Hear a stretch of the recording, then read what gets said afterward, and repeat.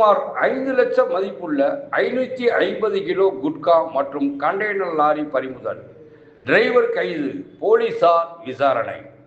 திண்டுக்கல் தாடிக்கொம்பு அருகே பெங்களூர் தேசிய நெடுஞ்சாலையில் கண்டெய்னர் லாரியில் கடத்தி வரப்பட்ட 23 மூடைகளில் அரசால் தடை செய்யப்பட்ட குட்கா பொருட்களை போலீசார் பறிமுதல் செய்தனர்.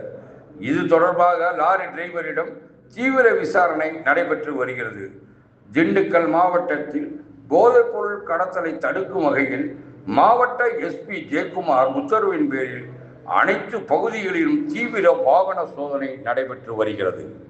இந்நிலையில் நேற்று தாடிக்கொம்பு காவல் நிலையம் எல்லைக்குட்பட்ட பெங்களூர் தேசிய நெடுஞ்சாலையில் செங்கலம் அருகே திண்டுக்கல் ரூரல் டிஎஸ்பி சங்கர் தலைமையில் தாடிக்கொம்பு இன்ஸ்பெக்டர் சரத்குமார் மற்றும் போலீஸ் ரோந்து பணியில் ஈடுபட்டிருந்தனர். அப்போது பெங்களூரிலிருந்து தேனி நோக்கி வந்த கண்டெய்னர் லாரி ஒன்று போலீசாரை பார்த்ததும் சந்தேகத்துக்கு இடமாக சென்றது. இதையடுத்து லாரியை மடக்கி பிடித்த போலீசார் சோதனை செய்தனர். லாரியில் காலி எண்ணெய் கேன்களுடைய தமிழக அரசால் தடை செய்யப்பட்ட 23 சாக்கு பைகளில் 49 மூடைகளில் 50 கிலோ பான் மசாலா, குட்கா, ஹான்ஸ், கூல்லீட் போன்ற புகையிலை பொருட்கள் மறைத்து எடுத்து வந்தது தெரிய வந்தது.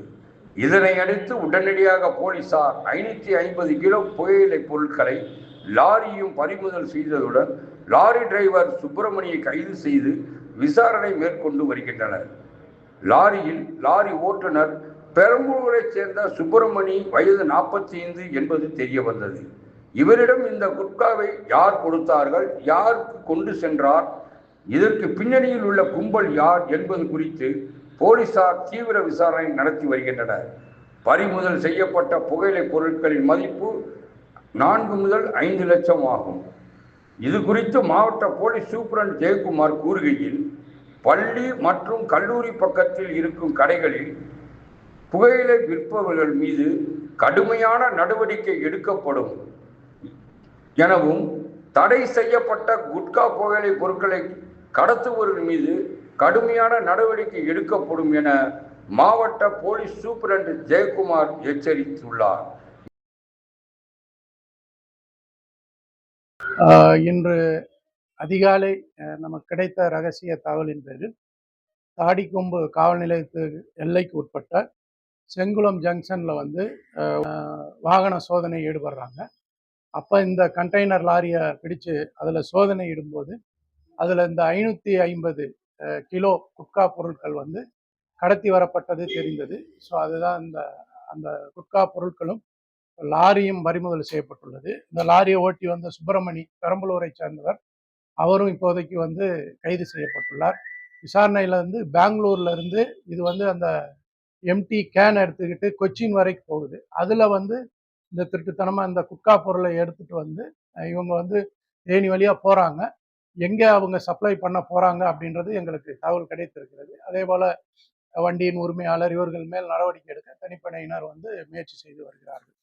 அதுபோல கடந்த இந்த ஒரு 15 நாள்ல 70 வழக்குகள், இந்த குட்கா வழக்குகள் போடப்பட்டு 73 பேர் அரெஸ்ட் பண்ணியிருக்கோம்.